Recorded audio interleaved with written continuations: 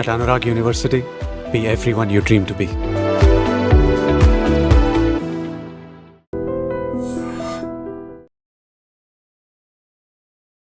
నమస్తే, welcome to I dream. దేశ జంజీ కదం తొక్కిన నేపథ్యంలో కేంద్ర మంత్రి రాజీనామా చేయటం ప్రస్తుతం సంచలనం రేపుతోంది. గత నెల రోజులుగా జంతర్ మంతర్ హోరెత్తిపోయింది. ఎట్టి పరిస్థితుల్లో మా 3 డిమాండ్లకు కేంద్ర ప్రభుత్వం తలబ్గాల్సిందే అని చేసినటువంటి డిమాండ్స్కి నిజంగానే కేంద్ర ప్రభుత్వం దిగొచ్చింది. అర్ధరాత్రి పూట ప్రధానమంత్రి సైతం వీడియో రిలీజ్ చేయాల్సినటువంటి పరిస్థితి వచ్చిందంటే దేశ యువత దమ్ము ఏంటో ఈరోజు నిరూపితమైంది. సో కేంద్ర మంత్రి రాజీనామా వాళ్ళ ప్రధాన డిమాండ్గా ఉంది. నిన్న కేంద్ర మంత్రులు కాక్రోచ్ జనతా పార్టీ నాయకులతో భేటీ అయినప్పుడు 2 డిమాండ్లకు యాక్సెప్ట్ చేశారు. మొదటి డిమాండ్ అనేటువంటి మాకు కొంచెం గడువు ఇవ్వండి, 24 అవర్స్ అన్నారు. ఆ 24 అవర్స్ గడవక ముందే స్వయంగా కేంద్ర మంత్రి ధర్మేంద్ర ప్రధాన్ ప్రధానమంత్రికి తన రాజీనామా లేఖను పంపించినటువంటి పరిస్థితి ఉంది. సో యువత తలుచుకుంటే ఏదైనా సాధ్యమే. పక్క దేశాల్లో ఎంత ఉద్యమం జరిగింది, అక్కడ పాలకులు పారిపోయినటువంటి పరిస్థితి కూడా మనం చూసాం. కాబట్టి వాళ్ళ అసంతృప్తిని, వాళ్ళ ఆగ్రహాన్ని నిజంగా పరిగణలోకి తీసుకొని భవిష్యత్తు పరిణామాలను ఊహించుకునే ఈరోజు ఇలాంటి పరిస్థితి వచ్చిందన్నది కూడా చాలా క్లియర్గా అర్థమవుతుంది. దీని మీద క్లియర్గా మనం డిబేట్ చేద్దాం. నాతో పాటు స్టూడియోలో ఉన్నారు Spark Academy director, educational counsellor SSV Santosh, అలాగే భారతీయ జనతా పార్టీ నుంచి ఆ పార్టీ అధికార ప్రతినిధి కృష్ణకాంత్ గారు ఉన్నారు, అలాగే సోషల్ యాక్టివిస్ట్ కృష్ణకుమార్ గారు ఉన్నారు. కృష్ణకుమార్ గారు, మీతోనే స్టార్ట్ చేస్తాను. 20 రోజులకు పైగా ఢిల్లీలో ఏం జరిగిందో మనం చూసాం. లాఠీ చార్జ్ జరిగింది, రక్తాలు చెందినటువంటి పరిస్థితి ఉంది. వాళ్ళు అక్కడ ఉన్నటువంటి వాళ్ళ పెయిన్ ప్రతి ఒక్కరు కూడా వీడియోల రూపంలో చూసి ఫీల్ అయినటువంటి పరిస్థితి ఉంది. నిజంగా అనుకునేది సాధిస్తారని చెప్పి ప్రతి ఒక్కరు అనుకున్నాం. ఇవాళ అదే నిరూపితమైంది. సో ఏం చెప్తారు మేడం? ముందుగా అక్కడ లాఠీ దెబ్బలు తిన్న వాళ్ళకి, వ్యయ ప్రయాసలు కూర్చి వాళ్ళ ప్రాంతాల నుంచి ఢిల్లీ దాకా వచ్చిన వాళ్ళకి తిండి ఉంటుందో తెలీదు, ట్రైన్లో సీటు దొరుకుతుందో లేదో తెలీదు, ఏది ఏమైనా మేము ఢిల్లీ వెళ్ళాల్సిందే అని వచ్చిన పిల్లలందరికీ, పిల్లలు వాళ్ళు మధ్యలో పెద్దవాళ్ళు ఉండొచ్చు, అది వేరే విషయం. అన్ని పిల్ల బొద్దింకలు, ఈ పిల్ల బొద్దింకలు ఒక సైన్యంలాగా వచ్చినాయి. ఒకప్పుడు బొద్దింకల దండు అని ఇంతవరకు ఎక్కడ ఎవరు రాయలా పాపం. వాటి గురించి మిడతల దండు గురించి రాశారు కానీ బొద్దింకల దండు గురించి రాయలా. ఇప్పుడు రాయాలి. అంటే వీళ్ళు ఒక కొత్త చరిత్రని సృష్టించారు. సరే, ఈ చరిత్ర సృష్టించడానికి మొదటగా నేను ఒక ఇద్దరికి థ్యాంక్స్ చెప్పాలి. ఆ ఇద్దరు ఎవరంటే సుప్రీంకోర్టు జస్టిస్ ఏ రోజైతే బొద్దింకలు అని పిలిచారో సూర్యకాంత్ గారికి థ్యాంక్స్ చెప్పాలి. అలాగే అభిజిత్ దీప్కేని భారతదేశానికి రప్పించిన ఘనత టైమ్స్ నౌ అర్నబ్ గోస్వామి, వాళ్ళిద్దరికి థ్యాంక్స్ చెప్పాలి. సరే, ఏది ఏమైనా అంకురార్పణ వాళ్ళిద్దరి వల్ల జరిగింది. సరే, వీళ్ళు వచ్చారు, ఎవ్వరూ నమ్మలేదు, రాజకీయ పార్టీలతో సహా. వీళ్ళకి ఇంత ఆన్లైన్లో మెంబర్షిప్ వచ్చినప్పటికీ కూడా ఎవరూ నమ్మలేదు, ప్రతిపక్షాలు నమ్మలేదు, అధికార పక్షం అసలే నమ్మలేదు. అలా అయిపోయింది. అయిపోయిన తర్వాత వాళ్ళు ఢిల్లీతో ఆగకుండా దేశమంతా మేము ఉన్నాము అని చెప్పి చాటింపు వేసుకున్నారు. అయినా వాళ్ళు పట్టించుకోలేదు. ఢిల్లీకి వచ్చారు, జంతర్ మంతర్లో కూర్చున్నారు. అయితే ఎక్కడ చడి చప్పుడు కనిపించకపోయేసరికి ఇక్కడ వీళ్ళందరినీ చాలా చిన్నపిల్లలుగా చూస్తున్నారు. ఇదేదో ఆటకాయతనంగా వచ్చిన ఉద్యమంగా చూస్తున్నారు తప్పితే దీన్ని అసలు ఉద్యమంగా అనుకోవట్లేదు. కాబట్టి ఎవరో ఒక పెద్ద తలకై ఇక్కడ కూర్చోవాలి, ఒక సిగ్నిఫికెన్స్ చేంజ్ తీసుకురావాలి అంటే అని సోనం వాంగ్చుక్ వచ్చారు. ఆయన కూర్చున్నారు. ఆయన కూర్చున్న పని జరగల, ఏమీ అసలు లెక్కలేదు. 20 రోజుల పాటు ఆయన అన్నం నీళ్లు లేకుండా అట్లా పడుకున్నా సరే చూశారు వీళ్ళు స్పందించాల ప్రభుత్వం నుంచి. అదే పార్లమెంట్కి పిలిపించారు. పిలిపిస్తే దెబ్బలు తగిలినాయి, కొట్టారు. ఏమి చెయ్యకూడదో, ఏమి చెయ్యగలరో అన్నీ చేసేసింది ప్రభుత్వం మొండితనంగా. అక్కడ అందరూ పోలీసులు కాదు, ప్రైవేటు గూండాలు, ఇంకా గట్టిగా మాట్లాడితే సంఘ పరివారు గూండాలు, చొక్కాలు కూడా వేసుకోకుండా కర్రలు తీసుకుని వచ్చిన వాళ్ళు ఉన్నారు. ఇవన్నీ విజువల్స్ ఉన్నాయి.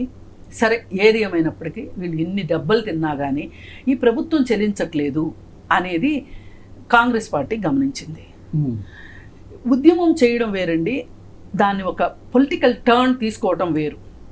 ఏ రాజకీయ పార్టీ అయినా ఇంకొక రాజకీయ పార్టీకి దడుస్తుంది తప్పితే ఉద్యమ సంఘాలకి దడవరు. ఎందుకంటే అన్లెస్ అంటిల్ వీళ్ళు ఏదైనా ఉద్యోగ సంఘాలు అయితే వీళ్ళ వల్ల ఏమైనా ఉపయోగం ఉంటుంది అంటే దడుస్తారు తప్పితే వీళ్ళకి ఎందుకు దడుస్తారు వాళ్ళకి 4 రోజులు ఉండి ఆళ్లే పోతారు. తిండి ఉండదు ఇక్కడ సరిగా, మనమా కొట్టాము నేర్చుకుంటూ కాంగ్రెస్ పార్టీ కూడా జాయిన్ అయింది కాబట్టి భయం స్టార్ట్ అయిందంటారా? ఖచ్చితంగా ఆ రోజు లీడ్ రోల్ తీసుకోవటం, మెరుపు మోడీ ఇంటి మీద మెరుపు దాడి చేయటం అనేది రాహుల్ గాంధీ తీసుకున్న చాలా చాలా పరిణితి కలిగిన నిర్ణయం అది. అప్పటి వరకు మాట్లాడకుండా ఊరుకుని, అంటే వస్తే ఏమంటారు, హైజాక్ చేద్దామని వచ్చాడు, ఇప్పుడు మాట్లాడిన మాటలే అప్పుడు మాట్లాడతారు. అందుకని చెప్పి చాలా సంయమనం పాటించారు. ఇప్పుడు ఇక్కడున్న మనకే ఉరకలెత్తుతుంది, మనం మాట్లాడాము, బోలెడు వీడియోలు చేశాను. నాలాంటి చిన్న మనిషికి ఎంత అనిపిస్తే రాజకీయాల్లో ఉన్న వాళ్ళకి ఎంత అనిపిస్తుందండి? సరే, ఇంకా జరిగింది. వాళ్ళు డిమాండ్లు పెట్టారు, దానికి ఒప్పుకోక వాళ్ళని తీసుకెళ్ళి అర్ధరాత్రి పోలీస్ స్టేషన్లో వేశారు. తర్వాత ఇంటికి వెళ్ళారు.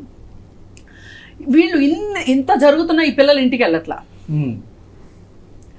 1.5 కిలోమీటర్స్ రేడియస్లో ఆటోలు కూడా రావట్లేదు. మెట్రోస్ మొత్తం మూసేశారు. ట్రైన్లు ఎక్కడికక్కడ లేట్ చేశారు. ఈ రోజు రావాల్సిన ట్రైన్ తెల్లారి వచ్చింది, అయినా కానీ ఓపికగా ఉన్నారు పిల్లలు. ఇంకా యువత రాక పెరుగుతుంది కానీ తగ్గట్లేదు. ఇదంతా చూసిన తర్వాత పైగా ఈలోపు ఒక మెలో డ్రామా నడిచింది. ఏంటి, వీళ్ళు దేశద్రోహులు, వీళ్ళు విదేశీ శక్తులు, వీళ్ళకి ఎక్కడి నుంచో డబ్బులు వస్తున్నాయి, అరాచక శక్తులు వచ్చేసినాయి ఇందులోకి అని ఎవరికి వాళ్ళు రోజు పొద్దున్నేస్తే అరాచకం చేసేవాళ్ళు కూడా అరాచకవాదం గురించి మాట్లాడేసరికి అయినా దడవల. చివరికి ఒక చట్టం ద్వారా వీళ్ళని కంట్రోల్ చేయాలి అని చెప్పి ఒక చట్టం తీసుకురాబోతున్నాము మేము. దాని ద్వారా మీరు శిక్షార్హులు అవుతారు, మీకు పాస్పోర్ట్లు రావు, మీరు విదేశాలు వెళ్ళలేరు, మీకు ఉద్యోగం కావాలి అన్నప్పుడు మీకు బ్యాక్గ్రౌండ్ చెకింగ్లో ఉద్యోగాలు రావు, ఇలాంటి రకరకాలు అసలు ఎన్ని భయపెట్టాలో అన్ని భయపెట్టేశారు. పాస్పోర్ట్లు వద్దనేది నిజమేనా మేడం? అది పాస్పోర్ట్లు రద్దు చేసేస్తామని చెప్పి అదే ఎవరు నోటికి వచ్చింది వాళ్ళు మాట్లాడారండి. అసలు ఇప్పుడు ఎవరికి తెలుసు విదేశాల నుంచి డబ్బులు వచ్చినాయి అని? ఇవాళ విదేశాంగ మంత్రి ఏం చేశాడు, విదేశాల నుంచి డబ్బులు రాలేదు అన్నాడు. గాలిబాలా? ఇప్పుడు ఒకవేళ వచ్చినాయి అని కనుక ఆయన అంటే అమిత్ షా రాజీనామా చేయాల్సి వస్తుంది. ఏంటి భద్రత ఏది, అంతర్గత భద్రత ఏది అని. అందుకోసమని వీళ్ళు ఇంకా తప్పదు అని వీళ్ళు ఈ రాజీనామా చేయాల్సిన పరిస్థితి వచ్చింది. ఈ మొత్తం ఎపిసోడ్లో నాకు నచ్చిన వాళ్ళల్లో రేణుకా చౌదరి, ఆమె మాట్లాడిన మాటలు నవ్వుతో నా భవిష్యత్ మాట్లాడింది. ఆమె ఒక రకంగా రుణం తీర్చుకుంది అనిపించింది. అలాగే ప్రకాష్ రాజ్ కావచ్చు, ఇంకొంతమంది బాలీవుడ్ యాక్టర్స్ కావచ్చు, షబ్నా ఆజ్మీ, ఇట్లాంటి వాళ్ళు ఇంకొంతమంది. అసలు వీళ్ళందరికన్నా అదృశ్య శక్తులు బోల్డ్ పనిచేసినాయి. వాళ్ళకి అక్కడ తిండి లేదు అని మీడియాలో రాగానే ఫుడ్ ఆర్డర్లు పెట్టినాయి. అలాగే గురుద్వారా వాళ్ళు లంగరేసేసి తిండి పెట్టారు. అలాగే మసీదులు, చర్చిలు తలుపులు తీసినాయి రాత్రిపూట వాళ్ళు పడుకోవటానికి. అంటే ఏ ఒక్కళ్ళో చేసింది కాదండి. ఎంతసేపు నీట్ రాసేవాళ్ళు ఉన్నారా అని మాట్లాడటం కాదు. ఇది నిద్రాణంగా చాలా కష్టాలు ఉన్నాయి జనాలకి. ఉద్యమంలో నిజాయితీ ఉంటే అన్ని కలిసి వస్తాయి, అన్ని కలిసి వచ్చినాయి. అందరూ ఆలోచిస్తున్నారు. ఎవరో మనసు లేని వాళ్ళు మాత్రమే ఆ పిల్లలు దెబ్బలు తింటా ఉంటే వీళ్ళకి తిక్క బాగా కుదిరింది ఇంకా కొట్టాలి అని మాట్లాడారు తప్పితే మనసున్న వాళ్ళు ఎవరు ఇలా మాట్లాడలేదు. అందరూ వీళ్ళు గెలవాలి అనుకున్నారు. Right madam. కృష్ణకాంత్ గారు, యువత చేపట్టినటువంటి ఉద్యమానికి కేంద్ర ప్రభుత్వం తలంచింది, భయపడింది కాబట్టి ఈ పరిణామాలన్నీ కూడా జరిగినాయి. ఇప్పటికైనా కేంద్ర ప్రభుత్వం ఓటమిని ఒప్పుకుంటారా లేదా? సార్ మలి గారు, యువత మాటలే నేను ఈ వేదిక మీద మీతో చెప్తున్నాను. నేను అంటే యువత మాటలు అని చెప్పి మీరు ఒక CJP ప్రొటెస్ట్ని చూపించి అది మొత్తం యువతకి ఆపాదించి అది మొత్తం యువత ఇవాళ రోజు కేంద్ర ప్రభుత్వానికి ఎగెన్స్ట్గా ఉంది, కేంద్ర ప్రభుత్వానికి మొత్తం యాంటీగా ఉంది. ఒక నేపాల్ మాదిరిగా, శ్రీలంక మాదిరిగా, బంగ్లాదేశ్ మాదిరిగా ఇక్కడ కూడా అల్లర్లు సృష్టించవచ్చు. ఈ నేరేటివ్ చాలా మటుకు అంటే కొన్ని సెలెక్టివ్ మీడియా హౌసెస్ ఏవైతే ఈ నేరేటివ్ని బిల్డ్ చేయడానికి ట్రై చేస్తున్నాయో అదంతా ఇవాళ రోజు నిజమైన దేశపు జెన్జీ, దేశపు యువత గమనిస్తున్నారు. సో యువతకి ఇవాళ ఏదో కేంద్ర ప్రభుత్వం తలొగ్గింది, యువత మొత్తం ఇవాళ కేంద్ర ప్రభుత్వానికి అగేన్స్ట్గా ఉంది, ఇవి వినడానికి బాగుంటాయి, సినిమా డైలాగ్ చాలా బాగుంటాయి. కానీ నిజంగా ప్రాక్టికల్గా వచ్చేసరికి అది జరగదు అనమాట. ఎందుకంటే నేను చెప్తా వినండి. ఒకటి కాంగ్రెస్ జనతా పార్టీ వాళ్ళ యువతో భవతో నేను చెప్తాను. ఒకటి ఏంటంటే సార్, ఇది CJP అనేది ఏదైతే ఉందో, ఈ CJP అనేది ఎలా ఫామ్ అయిందో ఇప్పటివరకు మేడం గారు చెప్పారు. అదే justice honourable chief justice of India Suryakant garu ఒక వేరే విషయంలో ఏదో సీనియర్ అడ్వకేట్ డెసిగ్నేషన్ గురించి వచ్చిన ఒక పెటిషన్ మీద అది మల్టిపుల్ టైమ్స్ 2 to 3 times అది పెటిషన్ డిస్మిస్ చేసినా కూడా ఆయన మళ్ళీ వేస్తుంటే you have to earn it by your experience and with your talent. ఇట్లా ఊరికే పెటిషన్ వేస్తే నీకు సీనియర్ అడ్వకేట్ డెసిగ్నేషన్ రాదన్న కాన్సెప్ట్లో ఇలా చాలా మంది ఇవాళ రేపు యంగ్ కొందరు దొంగ లాయర్స్, ముఖ్యంగా ఢిల్లీలో అక్కడిక్కడ ఈ ఫేక్ లాయర్స్ ఇష్యూ ఉంది. అది ఎప్పటి నుంచో ఢిల్లీ హైకోర్టు పరిధిలో బార్ కౌన్సిల్ దగ్గర. సో ఇలాంటి అది ఆయన గుర్తు చేస్తూ ఈ ఢిల్లీ హైకోర్టు పరిధిలో ఢిల్లీ బార్ కౌన్సిల్ లో కూడా ఫేక్ లాయర్స్ చాలా కఠినంగా మాట్లాడారు సార్. అంటే చాలా మంది పని పాట లేని వాళ్ళు, ఉద్యోగాలు లేని వాళ్ళు పరాన్నజీవులుగా అయిపోయారు. అందులో జర్నలిస్టులు కూడా చేర్చారు. మైకులు పెట్టుకుని జర్నలిస్టులుగా తయారైపోయి సమాజాన్ని పట్టిపెట్టి. అదే అంటారా, ఇప్పుడు మీరు కాయిన్కి ఎప్పుడు 2 sides ఉంటుంది. మీ దృష్టిలో జర్నలిస్టులు అనేసరని మీరు అంటున్నారు. ఆయన అనేది ఏంటి, జర్నలిజం అనేది చాలా గొప్ప విషయము, ప్రతి ఒక్కరు మైక్ పట్టుకుని జర్నలిస్ట్గా ఫీల్ అవుతున్నాడు అనేది అసలు ఉద్దేశం. కానీ మీరు ఇప్పుడు ఎలా చెప్పారు, ఇది జర్నలిస్ట్ కూడా అనేసారు అంటాడు. అంటే ఇప్పుడు మైక్ పట్టుకుని ప్రతి ఒక్కరు జర్నలిస్ట్ అయిపోతాడా? ఇప్పుడు నేను ఒక యూట్యూబ్ ఛానల్ సమాజంలో నేను మాస్ కమ్యూనికేషన్స్ డిగ్రీ చేయలేదండి, నేను మాస్ కమ్యూనికేషన్స్ డిగ్రీ చేయలేదు, నేను 10th ఫెయిల్ అయ్యాను, ఒక యూట్యూబ్ ఛానల్ పెట్టుకుంటా, మైక్ పెట్టుకుంటా, నేను జర్నలిస్ట్ అని చెప్పి నేను ఛానల్ ఓపెన్ చేస్తాను, జర్నలిజం అయిపోతుంది. అది కాదు, అది నేను అదే చెప్తున్నా. ఆయన అన్నది ఎగ్జాక్ట్లీ ఆ పాయింట్ మీద అన్నారు. అదే చెప్తున్నా, ఒక చీఫ్ జస్టిస్ ఆఫ్ ఇండియా మాటలను కూడా మీరు వక్రీకరించి ఇలా మాట్లాడుతుంటే మీడియా ఇంక ఇవాళ రోజు ఇలాంటి ఉదంతాలే వస్తుంటాయి బయటకి. నేను చెప్పేది అదే చెప్తున్నాను నేను. సో CJP అనేది ఒక చిన్న సెక్ట్, ఒక చిన్న సోషల్ మీడియా హ్యాండిల్. దాన్ని పట్టుకొని ఈ అభిషేక్ డిప్కే ఎవడైతే సిసోడియా ఆప్కి సంబంధించిన, ఆమ్ ఆద్మీ పార్టీకి సంబంధించిన సిసోడియా కేజ్రీవాల్కి ఒక ఎక్స్టెన్షనో, అతని యొక్క శిష్యుడో, అతను ఒక హ్యాండిల్ పెట్టాడు. ఇతను అమెరికాలో ఏదో చదువుకోవడానికి వెళ్ళి అక్కడ నుంచి ఒక హ్యాండిల్ పెట్టి తర్వాత రకరకాలుగా దానికి కొంత ఫాలోవర్స్ని తెచ్చుకొని, ఆ ఫాలోవర్స్ చాలా మటుకు కూడా బాట్స్ కూడా ఉన్నాయి, అవి ఇవి నిజమైన ఫాలోవర్స్ కాదని కూడా చాలా ఎలిగేషన్స్ ఉన్నాయి. That's okay, that's different story. సరే, దాని తర్వాత ఈ నీట్ ఉదంతం ఏదైతే అయిందో దాని ఒక ఇష్యూని తీసుకొని బయటకు వద్దాము అని చెప్పి ఒక ఇష్యూని తీసుకొని బయటకు వచ్చాడు. సరే, ఓకే, నేను ఒప్పుకుంటా. సరే, ఒక నీట్ విషయం ఆయన తీసుకున్నాడా, నిజంగా నీట్ పేపర్ లీక్ అయితేనే కదా. అదే వస్తున్నా సార్. ఇప్పుడు వలి గారు ఒకటి నేను ఇక్కడ చెప్దాం అనుకుంటున్నా క్లియర్గా, మా పార్టీ నుంచి నీట్ ఇష్యూ అయ్యింది. నీట్ ఇష్యూ నుంచి ఇప్పుడు ఎవరు తప్పించుకున్నారు? నీట్ ఇష్యూని అకౌంటబిలిటీ తీసుకొని ఇదే ధర్మేంద్ర ప్రధాన్ గారు బహిరంగంగా క్షమాపణలు చెప్పి దాన్ని సరి చేస్తామని చెప్పి ఇమీడియట్గా నీట్ రీ ఎగ్జామ్ పెట్టి ఇమీడియట్గా యుద్ధ ప్రాతిపదిక మీద all over India first time ఒక నీట్ ఎగ్జామ్ని కంప్లీట్గా వితౌట్ ఎనీ డిలే చేసి దాని ఉత్తీర్ణత కూడా తీసుకొచ్చారు. నేను మళ్ళీ చాలా డిబేట్స్ కూడా చెప్పాను. లాస్ట్ ఇయర్ 2025తో కంపేర్ చేసి 2026 ఉత్తీర్ణత పర్సెంటేజ్ ఇంకా కాస్త పెరిగింది. సో అది అంత ఫాస్ట్గా చేసాం మేము. అందుకు ముఖ్యంగా రాధాకృష్ణన్ కమిటీ ఒక 101 ప్రతిపాదనలు ఏది ఇచ్చారో దాంట్లో 70 ప్రతిపాదనల వరకు తీసుకొని ఈసారి ఈ రీ ఎగ్జామ్ పెట్టాం మేము. పెట్టి biometrics, CCTV camera monitoring, A to Z చాలా మొత్తం అంతా సెక్యూరిటీ పరంగా డిజిటైజేషన్ చేసాం ఈసారి, ఎటువంటి లీకేజ్ కాకుండా. నేను చెప్తున్నా అదే, ప్రాబ్లం ఉన్న చోట అకౌంటబిలిటీ తీసుకొని దాని ప్రాబ్లమ్ సాల్వ్ చేసే విధంగా వెళ్ళాం మేము. సరే, అయినప్పటికీ అది సాటిస్ఫై లేక కొందరు ఇట్లా అయ్యారు అని చెప్పి కొందరు వచ్చారు. కరెక్ట్, CJP వాళ్ళు రెచ్చగొట్టారు, కొందరు వచ్చారు, నేను కాదనట్లేదు. వచ్చినప్పుడు నేను ఇవాళ రోజు మీ ద్వారా మళ్ళీ అభిషేక్ డిప్కేని అడుగుతున్నా ఒకటే క్వశ్చన్.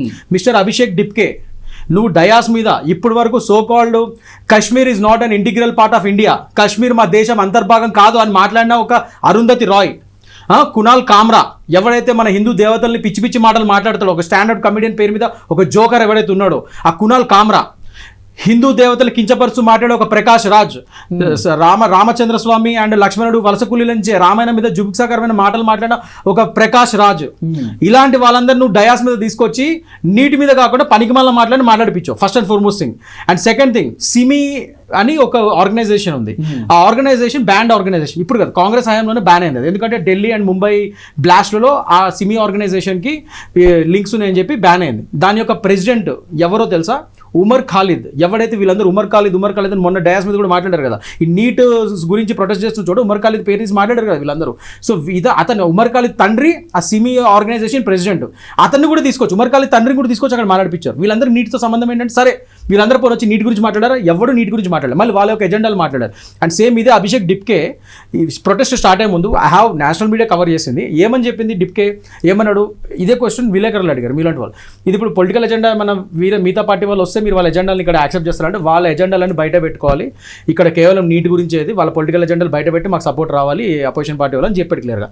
అని చెప్పిన డిప్కే అతను గురువు అయిన సిసోడియా, కేజ్రీవాల్, నెక్స్ట్ సమాజ్వాదీ పార్టీ, అంటే లిటరల్గా రాజకీయ నిరుద్యోగులు ఎవరైతే ఇప్పుడు ఖాళీగా ఉన్నారో వాళ్ళందరూ తీసుకొచ్చి వాళ్ళ యొక్క పొలిటికల్ ఎజెండాలు అక్కడ డాష్ మీద మాట్లాడిపించాడు. సో ఇప్పుడు నాకు క్వశ్చన్ ఏంటంటే, నాకు ఇక్కడున్న ప్యానలిస్టులను కూడా అడుగుతున్నాను, మీరు సోషల్ మీడియాలో కానీ ఇంటర్నెట్లో కానీ నాకు ఒక వీడియో చూపించండి. ఈ సో కాల్డ్ అభిషేక్ డిప్కే నిజమైన నీటి బాధితులు కానీ వాళ్ళ పేరెంట్స్ని కానీ ఆ డయాస్ మీద పిలిపించి ఒకసారి మాట్లాడిపించాడా? నాకు ఆ వీడియో కనబడలేదు, నేను చాలా ఎత్తుగా నాకు కనబడలేదు, దయచేసి అడుగుతున్నా, షో మీ దట్ వీడియో. వీళ్ళందరినీ పిలిపించి మాట్లాడిపించాడు కదా, ఈ అరుంధతి రాయ్, ఆ SIMI banned organisation anti national president Umar Khalid తండ్రిని పిలిపించి మాట్లాడించాడు. స్వచ్ఛందంగా ఎవరి గురించి వచ్చారు మీరు? స్వచ్ఛందంగా ఎవరి గురించి వచ్చారు మీరు? స్వచ్ఛందంగా ఎవరి గురించి వచ్చారు? ఇప్పుడు ఒకటండి, ఇప్పుడు నేను ఒకటి చెప్తా వినండి. ఇదివరకు మన దేశంలో చాలా సార్లు చాలా అన్యాయాలు అయినాయి. అప్పుడు బాధితులను తీసుకొచ్చి వాళ్ళ గురించి మనము క్యాండిల్ లైట్ ఈ ధర్నాలు కానీ ఆధారాలుగా చేసినప్పుడు విక్టిమ్స్ తీసుకొచ్చి మాట్లాడిపించిన ఉదంతా చాలా. ఫస్ట్ నువ్వు విక్టిమ్ కోసం ఫైట్ చేస్తున్నావు, ఆ విక్టిమ్స్ కదా నువ్వు ఫస్ట్ డయాస్ మీద తీసుకొచ్చి మాట్లాడిపోయాలి. నాకు ఇప్పుడు వరకు ఆ విక్టిమ్స్ నీట్ ఇతను అంటున్న విక్టిమ్స్ ఎవరైతే నీట్ స్టూడెంట్స్ కానీ ఆ పేరెంట్స్ కానీ వాళ్ళని ఎవరిని పైకి తీసుకొచ్చి స్టూడెంట్స్ ఇష్యూ గురించి ఒకటి నేను చెప్తున్నా సార్, ఇది మా పార్టీ చాలా సెన్సిటివ్గా తీసుకుంది. Central government has taken it very sensitive. ఎందుకంటే స్టూడెంట్స్ భవిష్యత్తు సంబంధించిన విషయం. మోడీ గారు కూడా అర్ధరాత్రి 12 వాటికి కూడా వీడియోలు చేసి మరి ఎందుకు చెప్తున్నారు? ఎందుకంటే ఆయన బాధ్యత చెప్తున్నాడు. నా బాధ్యతయుతంగా ఉన్నాం మేము, మా గవర్నమెంట్ మేము చాలా స్ట్రిక్ట్గా ఉన్నాము. యువత భవిష్యత్తు కంటే మాకు ఇంపార్టెంట్ ఏది కాదు, వాళ్ళ భవిష్యత్తు ఆడుకునే వాళ్ళని ఎవరిని ఊరుకోము. అందుకనే ఆల్రెడీ మేము యూనియన్ ఇది పబ్లిక్ ఎగ్జామినేషన్స్ యాక్ట్ అని చెప్పి 2024లో ఆల్రెడీ ఇట్లానే లీకేజీలు కాకుండా ఇలాంటి పబ్లిక్ ఎగ్జామ్స్ ఏవైతే లీక్ అవుతున్నా వాటి మీద కఠినమైన చర్యలు ఉండాలని చెప్పి పబ్లిక్ ఎగ్జామ్స్ యాక్ట్ ఆల్రెడీ తీసుకొచ్చాం 2024లో. దాని పరంగానే ఇప్పుడు ఎవరైతే పట్టుబడ్డారో ఒక్కొక్కరికి 10 ఏళ్ళు జైలు శిక్ష, 10 కోట్లు జరిమానా, ఇవన్నీ కూడా ఆ యాక్ట్ ప్రకారమే. ఈ కేసు సిబిఐకి ఇచ్చాము. అది కాకుండా మళ్ళీ మోడీ గారు కొత్తగా ఏమి అనౌన్స్ చేశారు, ఫాస్ట్ ట్రాక్ కోర్ట్స్ కూడా పెడుతున్నారు. ఇప్పుడు వాళ్ళు పడిన వాళ్ళని ఎవరైతే పట్టుబడ్డారో వాళ్ళకి కఠినమైన శిక్షలు ఉంటాయి, ఇలాంటివి రిపీట్ కాకుండా ఉంటాయి మేము చేస్తున్నాం. నేను అడిగేది ఒకటే, నీటి బాధితుల్ని టిప్కే ఎందుకు తీసుకురాలేదు? ఒక పాయింట్ ఒక్కసారి మీ దగ్గరికి మళ్ళీ వస్తాను నేను. కృష్ణకుమార్ గారు, ఇక్కడ ఈ స్టేజ్ మీద బాధితులు, ఎందుకంటే ఈ నీటి వల్ల ప్రాణాలు కోల్పోయినటువంటి బాధితులు చాలా మంది ఉన్నారు. కనీసం వాళ్ళు ఒకళ్ళు కూడా స్టేజ్ మీద మాట్లాడలేదు. ఈ ప్రకాష్ రాజు లాంటి వాళ్ళు, లేకపోతే ఉగ్రవాదులకు సంబంధం ఉన్న వాళ్ళు, హిందూ దేవతలను దూషించే వాళ్ళు, ఇలాంటి వాళ్ళని తీసుకొచ్చి మాట్లాడారు కదా, బాధితులు ఎక్కడ అని చెప్పి భారతీయ జనతా పార్టీ క్వశ్చన్ చేస్తూ ఉంది. సో ఏమంటారు దీని మీద మీరు? ఇప్పుడు దీనికి నేనైతే సమాధానం చెప్పలేనండి, ఎందుకంటే నాకు దాని దగ్గర ఇన్ఫర్మేషన్ లేదు. మీరు నవ్వక్కర్లేదండి. నవ్వడం గురించి కాదు మేడం, సమాధానం లేదని చెప్పానని చెప్తున్నారు, ఎందుకంటే నేను తప్పుపట్టట్లేదు, నేను మిమ్మల్ని తప్పుపట్టట్లేదు. నిజంగానే ఎవరి దగ్గర సమాధానం లేదు, ఎందుకంటే ఆ వీడియో లేవు కాబట్టి. మేడం అనేది కరెక్టే, ఎవరి దగ్గర సమాధానం లేదు, ఎందుకంటే ఆ వీడియో లేవు. ఆయన పిలిపించి మాట్లాడిపోయలేదు అసలు డాష్ ఎవరిని, అందుకే లేదు సమాధానం. బాధిత కుటుంబాల తరఫున మేమే ఉన్నాము, దేశం మొత్తం యువత కదులొచ్చింది, వాళ్ళ వెనకాలే మేము ఉన్నాం కదా, వాళ్ళ అంటే ఎవరి గురించి నువ్వు కొట్లాడుతున్నావు వాళ్ళని తీసుకురావు డయాస్ మీద. Madam please. నేను చెప్తాను, ఇప్పుడు ఆ కుటుంబ సభ్యులకి రావటం ఇష్టం లేకపోవచ్చు, మనకు అది క్లారిటీ లేదు. వినండి సార్, మీరు చెప్పిన వార్తలే ఎవరైతే నేషనల్ మీడియా వీళ్ళందరూ మీరు అంటున్నారు కదా కవర్ చేసింది విద్యార్థులు కొట్టారని, ఎవరైతే బాధిత విద్యార్థులు వచ్చారనే కదా మీరు చెప్పేది. మళ్ళీ వాళ్ళు రాలేదంటారు ఏంటండి? వాళ్ళు వచ్చారు, వాళ్ళు దెబ్బలు తిన్నారనే కదా మీరు చెప్పింది. వాళ్ళ గురించి అడిగారు మీరు. ఇప్పుడు అసలైన బాధితులు ఎవరు?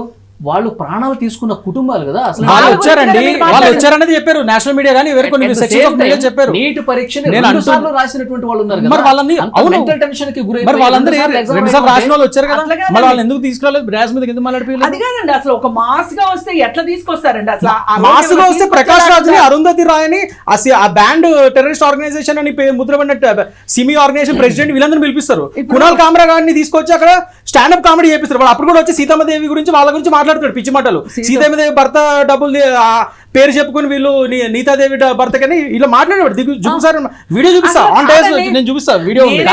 వాడికి అంత కావులో ఆ వేస్ట్ గా వచ్చి మాట్లాడచ్చు అక్కడ కునాల్ కామ్రాలు అంటాడు, కానీ అసలైన బాధ్యతలు రాకూడదు. వాళ్ళ అసలు ఆలోచనలన్నీ కూడా స్టేజ్ మీదకి వచ్చిన తర్వాత వాళ్ళు వేరే విధంగా మాట్లాడారు అనుకోండి, దానికి ఎట్లా అభిజిత్ దిక్కి కూడా ఎట్లా బాధ్యత తీసుకుంటాడు? మీరు మాట్లాడదు, వాడు గెస్ట్ గా వచ్చాడు, వాడు కాదండి. అది ఖండించాల్సిన బాధ్యత దిక్కేకి లేదా? మరి ఏం చేద్దామని సీజేపీ పెట్టి అక్కడ ధర్నా చేస్తున్నాడు. అందుకే వాంగ్చుక్ కూడా అక్కడ ఆయన పాపం ధర్నా చేస్తుంటే, ఆయన నిరాహార దీక్ష చేస్తుంటే వీళ్ళేమో అక్కడ బయట కూర్చొని పానీపూరీలు, కచోరీలు, బర్గర్లు అవి తింటాడు. అందుకే విజేత దహియా అతను సీజేపీ స్పోక్స్ పర్సన్, అతను ప్రొటెస్ట్ చేస్తుంటే ఇతనేమో ట్రక్లో దాక్కున్నాడు డిప్కే, అతనేమో బర్గర్ తినడానికి వెళ్ళాడు. అక్కడ అతను పట్టుకొని వీడియో తీస్తానేమో, నెక్స్ట్ ఆ వీడియో బయటకు వచ్చిందని డిప్కే ఏమో అతన్ని సస్పెండ్ చేశాడు, తీస్తాడు. ఇప్పుడేమో అతను బయటకు వచ్చి నన్ను డిప్కే బయట తీస్తాడు. డిప్కే చూడండి ఎంత తిన్నాడని చెప్పి వాట్సాప్ చాట్ చూపిస్తాడు ఇప్పుడు నేషనల్ మీడియా ముందు. ఇది సీజేపీ పరిస్థితి. ఇది వాళ్ళ సీరియస్నెస్.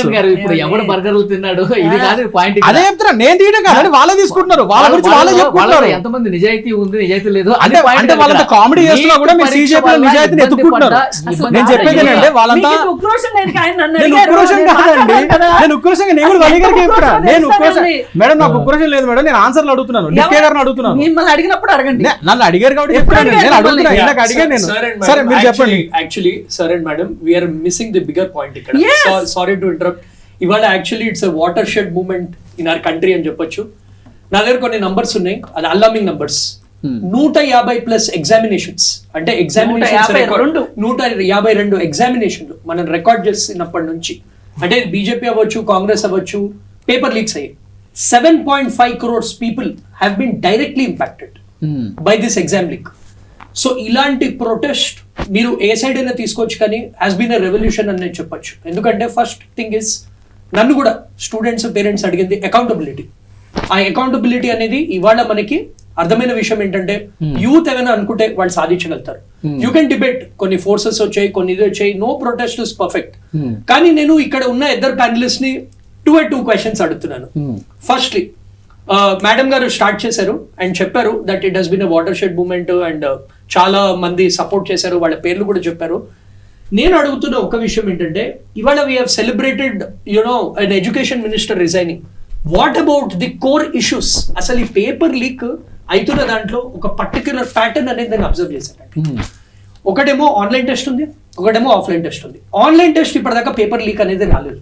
అంటే స్టార్టింగ్ లో ఒక CAT examination due to some error వల్ల, టెక్నికల్ ఎర్రర్ వల్ల ఇదైంది. కానీ offline papers have been getting leak from UP era, not just BJP era. So దానికి మనం చర్యలు ఏం తీసుకోవాలి? ఇప్పుడు వీఆర్ సెలబ్రేటింగ్, బట్ ఇంకా రూట్ కాజ్. ఇప్పుడు ధర్మేంద్ర ప్రధాన్ గారు రిజైన్ చేశారు, కొత్త వాళ్ళు వస్తారు, వారు దీప్కే గారే వచ్చారు అనుకుందాము. Who is addressing the root cause? ఆ రిఫార్మ్స్ ఎలా వస్తున్నాయి? ఇప్పుడు సార్ గారు చెప్పారు దట్ మనం ఫాస్ట్ కోడ్ ట్రాక్స్ తీసుకొస్తున్నారు, వేరేవన్నీ, all that is okay. But unless మనం ఆ రూట్ కాజ్, ఆ కోచింగ్ మాఫియా నెక్సెస్, ఆ ఎన్టీఏ, వీటిలన్నింటినీ బ్రేక్ చేస్తే కానీ how will be change the system. ఇంకోటి యశస్వి, ఒక నిమిషం, రూట్ కాజ్ గురించి మళ్ళీ మీ దగ్గర వస్తాను. రూట్ కాజ్ గురించి ఒకసారి మనం మాట్లాడుకుందాం. మాటిమాటికి పేపర్ లీక్ అవుతుంటే ఆ రూట్ కాజ్ లోకి వెళ్ళి ఎందుకు క్షేత్రస్థాయిలో అసలు ఎక్కడ తప్పిదం జరుగుతుందో ఎందుకు చేయట్లేదు? మాటిమాటికి ఒకటి చెప్తాను. 2024లోనే కదా సార్ ఒకసారి లీక్ అయింది, 25 కూడా లీక్ అయింది, 24 అయింది, 25 అయింది, ఇప్పుడు 26లో కూడా లీక్ అయింది. 26లో ఎక్కడ లీక్? సార్ వినండి సార్, నేను చెప్తా కానీ ఒకసారి. లీక్ అవును, ఎందుకు రద్దు చేశారండి? ఇలా మాట్లాడొద్దు. రద్దు చేశాం కాబట్టి మళ్ళీ రీ ఎగ్జామ్ పెట్టాం. 2 సార్లు లీక్ అయింది. అంటే మాకు తెలిసి 2 సార్లు అయింది, మేడం గారు 3 సార్లు తెలియదు మరి. సరే నేను చెప్తాను, నేను చెప్తా వినండి. సరే అవును 26 అండి, నేను చెప్తా వినండి. గ్యాస్ లైటింగ్ అంటే ఇలాగే ఉంటుంది. నేనేం గ్యాస్ లైటింగ్ చేసిన మేడం? వినండి ఫస్ట్ ఆన్సర్. ఆయన క్వశ్చన్ అడిగారు, ఇప్పుడు ఒకటండి, ఇప్పుడు ఆయన అడిగారు నా క్వశ్చన్, మీరు వచ్చారు. ఇప్పుడు వినండి, లీక్ అయింది దాని అకౌంట్ నుండి తీసుకున్నామని చెప్తున్నా నేను, కానీ ఎన్నిసార్లు అయింది అక్కడ. యశస్వి సంతోష్ గారు ఎడ్యుకేషనల్ కౌన్సిలర్ అయినా ఆయన చాలా మంది పిల్లలు కూడా నీట్ ఎగ్జామ్ సంబంధించి ప్రిపేర్ చేపిస్తూ ఉంటారు వాళ్ళ స్పార్క్ అకాడమీలో. వాళ్ళ పిల్లల బాధ ఆయనకి చాలా స్పష్టంగా తెలుసు. రూట్ కాజెస్ అసలు ఎవరూ పట్టించుకోవట్లేదు. అసలు ఒక బీజేపీ ప్రభుత్వం అని చెప్పి ఆయన పినోట్ చేయట్లేదు. అసలు ప్రభుత్వాలు ఎందుకు నిర్లక్ష్యం చేస్తా ఉన్నాయి? మాటిమాటికి పేపర్ లీక్ అయితే విద్యార్థుల భవిష్యత్తు ఏంటి? దీనికి కదా సమాధానం చెప్పాల్సింది. ఇప్పుడు నేను చెప్పేది ఏంటంటే, ఆల్రెడీ రూట్ కాజ్ మీద మేము యాక్షన్ తీసుకున్నాం కాబట్టి ఇవాళ రోజు మళ్ళీ మేము రీ ఎగ్జామ్ పెట్టగలిగాం. రూట్ కాజ్ మీద తర్వాత యాక్షన్ ప్రతిసారి ఇప్పుడు ఒకటి సార్ లీక్ అయింది అన్నారు, మీరు ఒకటి గమనించారు. 2024లో లీక్ అయింది కదా, నేను చెప్పేది వినండి ఒకసారి. నేను చెప్పేది ఏంటంటే, ఇక్కడ లీక్ అయింది అంటున్నారు, మీరు ఒకటి చూస్తే ఇక్కడ లీక్ అయింది కొన్ని సెక్షన్స్. లీక్ అంటే ఓవరాల్గా ఆన్లైన్లో వచ్చేసేలే పేపర్స్ అన్ని. లీకేజ్ అంటే కొన్ని సెక్షన్స్లో కొందరు కింద దిగువ తరగతి ఎక్కడైతే ఎంప్లాయీస్ ఉన్నారో వాళ్ళ నుంచి అది పేపర్ లీక్ అయింది, వాళ్ళు కొన్ని సెక్షన్స్లో అమ్ముకున్నారు. అదే మనకి తెలిసిన తర్వాత ఇమీడియట్గా రద్దు చేసి స్క్రాప్ చేసాం మొత్తం. అది ఎట్లా టెలిగ్రామ్లో నెక్స్ట్ డే ఎట్లా లీక్ అయిందనే విషయం స్క్రాప్ చేసి ఇప్పుడు ఇంకా అవ్వకుండా కంప్లీట్లీ ఇప్పుడు సార్ అన్నారు ఒక స్టాటిస్టిక్స్ ఆన్లైన్ బేస్డ్ టెస్ట్ మీద ఎక్కువ అసలు లీకేజ్ లేవు అసలు అదని. సో దాని గురించే ఇంకా పర్మనెంట్ సొల్యూషన్ ఇస్తూ ఒక CBT, ఒక బయోమెట్రిక్స్ మొన్న అది చేసినప్పుడు కూడా ఇంత యుద్ధ ప్రాతిపదిక మీద చేస్తున్నప్పుడు స్టూడెంట్స్ ప్రెషర్ ఫీల్ అయితే మీరు CBT బయోమెట్రిక్స్ అని భయపెడుతున్నారని అది కూడా వచ్చింది ఒక క్రిటిసిజం. కానీ మేము అవన్నీ కూడా ఛేదించుకొని వాళ్ళకి అంత టెన్షన్ లేకుండా జాగ్రత్తగా పెట్టి ఓవరాల్గా మేము ఇచ్చాం సొల్యూషన్ ఇచ్చాం. ఎందుకంటే ఎందుకంటే ఆల్రెడీ లేట్ అయిపోయింది అక్కడ, వాళ్ళకి కౌన్సిలింగ్ జరగాలి అన్నీ వెళ్ళాలి. ఇప్పుడు 20 లక్షల పైచులకు మంది రాస్తాయి, వాళ్ళ రోజు 11 లక్షల పైచులకు మంది ఉత్తీర్ణులు అయ్యారు. నేను చెప్పిన 2025 కంపేర్ 26% పెరిగింది. అండ్ వాళ్ళ రోజు వాళ్ళు కౌన్సిలింగ్ కోసం రెడీ అయ్యారు, అందరూ మంచిగా ఆనందంగా ఉన్నారు. చాలా వీడియోస్ నేను మీకు చూపిస్తాను. నేను టాపర్స్ ఉన్నారు ఆంధ్రప్రదేశ్లో, తెలంగాణ అన్ని చోట్ల టాపర్స్ ఉన్నారు, వాళ్ళు ఆనందంగా వీడియోస్ చేస్తున్నారు. సో ఉత్తీర్ణులైన వాళ్ళ స్టోరీ కూడా ఉంది. ఆనందంగా ఉన్న కుటుంబాలను మీరు చూస్తున్నారు, చనిపోయిన వాళ్ళ కుటుంబాలు నేను అదే సార్ వాళ్ళకి కూడా నేను అదే సార్ అందుకనే కదా నిన్న మోడీ గారు చెప్పారు, మా ప్రభుత్వం కానీ బీజేపీ పార్టీ కానీ యువత భవిష్యత్తుకి కంటే మించింది ఏం లేదు. We're very much serious about the youth's future. వాటితో ఎవరు ఆటలాడటానికి లేదు, దాని మీద స్ట్రిక్ట్ లాస్ తీసుకొస్తామని ఇప్పుడు ఫాస్ట్ ట్రాక్ కోర్ట్స్ చట్టాలన్నీ తీసుకొచ్చాం. అది కాకుండా రూట్ కాజ్ గురించి నేను చెప్తున్నాను సార్.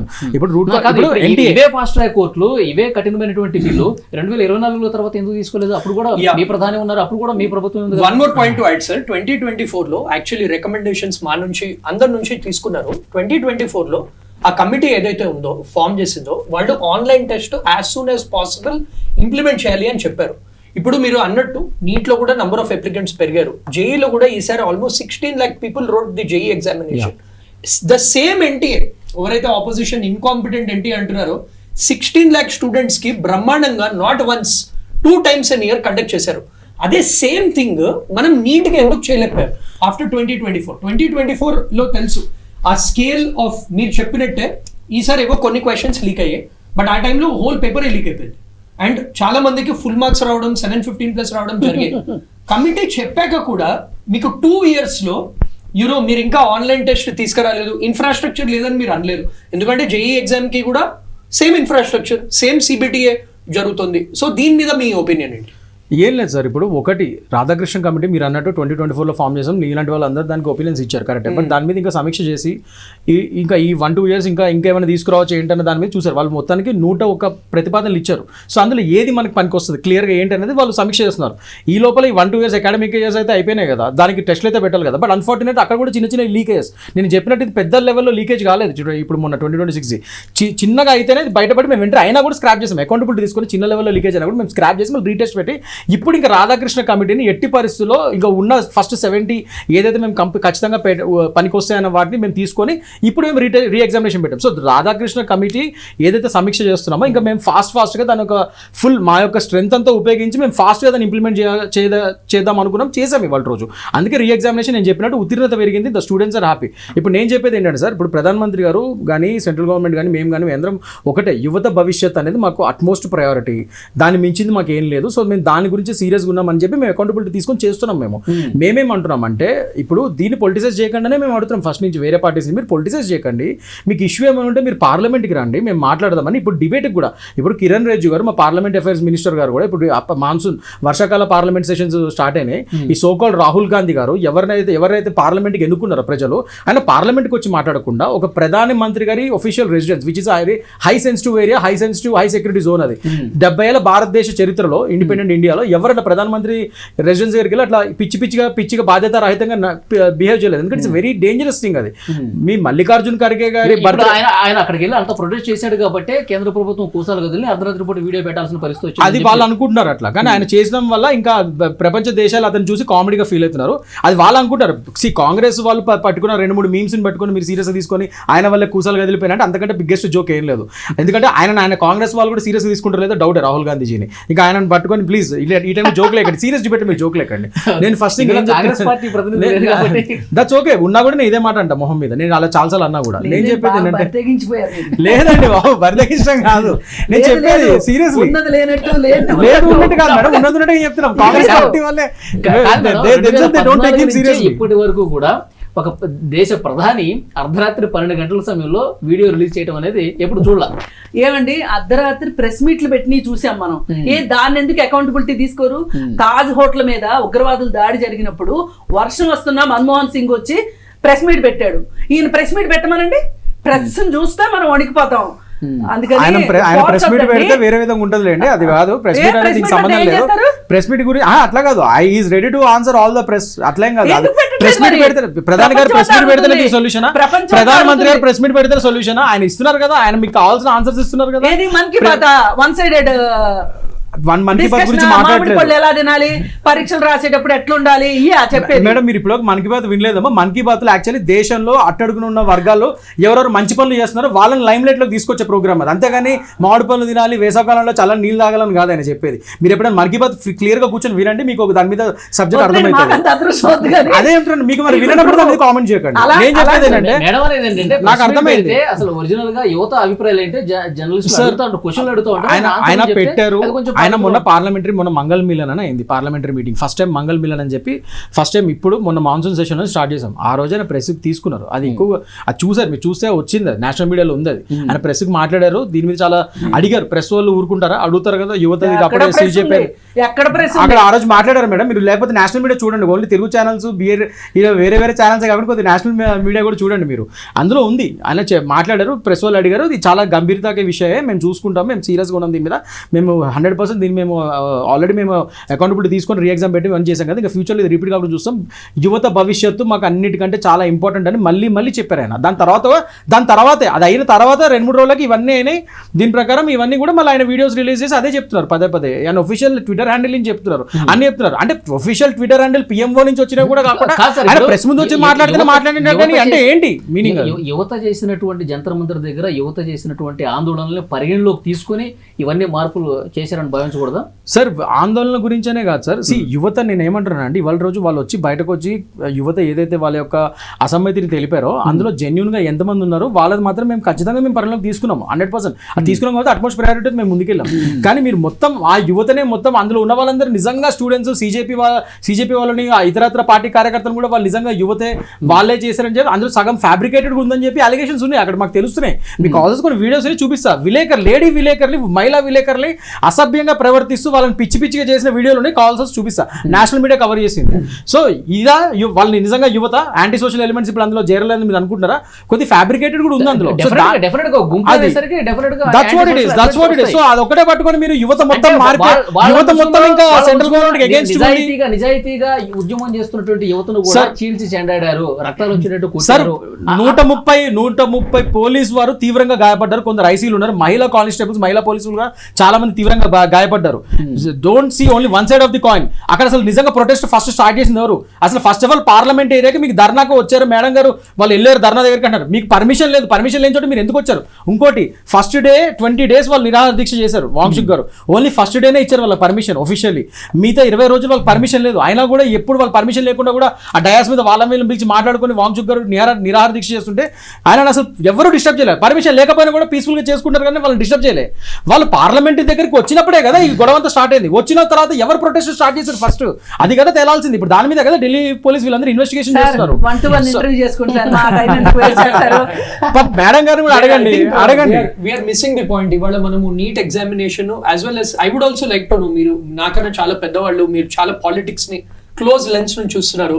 ఇప్పుడు మేడం నాకు ఒక క్వశ్చన్ ఉంది మీతో, చెప్పండి. సో ఇప్పుడు there is a district called Sikar Rajasthan లో, అక్కడి నుంచే పేపర్ లీక్స్ అనేవి స్టార్ట్ అవుతున్నాయి. మనం లాస్ట్ 10 years డేటా తీసుకుంటే ఇది కూడా ఒక ఇండిపెండెంట్ జర్నలిస్ట్ చేసిన అనాలిసిస్ చేస్తే, నేను ఇందాక సార్ తో కూడా అదే చెప్తున్నాను, చేస్తే కొన్ని సెంటర్స్ లో అక్కడ నుంచి మాక్సిమం టాపర్స్ అవే సెంటర్స్ నుంచి వస్తున్నాయట.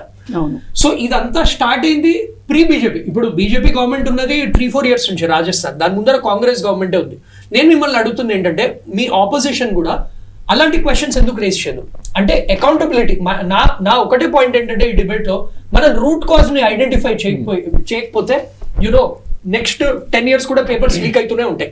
సో అలాంటి కాంగ్రెస్ ఉన్న గవర్నమెంట్ ప్లేస్ లో కూడా లీక్స్ అవుతున్నాయి. So why is your opposition bothered about settling scores?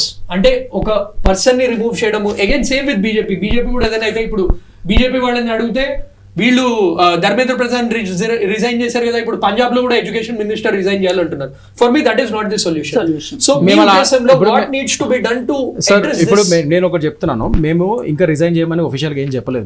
మేము ఓన్లీ వాళ్ళ యొక్క తప్పును చూపిస్తున్నాం. రెసిగ్నేషన్ చేయమని అడగలేము. That is not BJP. మేము అడగం. మేము అదే చెప్తున్నా. మేము ఆల్రెడీ 2010 లో ఐ గోట్ బిగ్గర్ పాయింట్. నేను ఒక చిన్న ఎగ్జాంపుల్ చెప్తా. 2010 లో దంతెవాడ ఇన్సిడెంట్ అయింది, మావోయిస్ట్ అటాక్ అయింది. At that time Chidambaram is a home minister.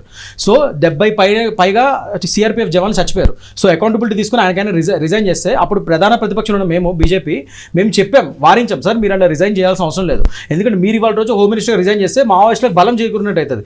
అంతమంది మారణ హోమం చేసిన తర్వాత మీరు అలా చేయకూడదు. మీరు ఫైట్ చేయండి, ఉండండి, వి విల్ సపోర్ట్ యూ అని చెప్పిన పార్టీ మాది BJP. So we will not ask anyone to resign. Same question to you also sir, same question to you also. ఇవాళ రిజిగ్నేషన్ అడుగుతుంది వాళ్ళు. రాజస్థాన్ మీరు పవర్ లో ఇంతకుముందు యశస్వి గారు నన్ను చెప్పినట్టు అడిగారు కదా, నేను చెప్దామనే లోపు ఈ నేను హైజాకింగ్ ఎవరు చేస్తున్నాను మేడం? సరే మేడం మీరు సమాధానం ఉండే కదా, మీరు చెప్పండి. సరే నేను కొంచెం కామ్ ఉంటా. మేడం గారిని అడగండి. గెలిచిన చెప్పండి.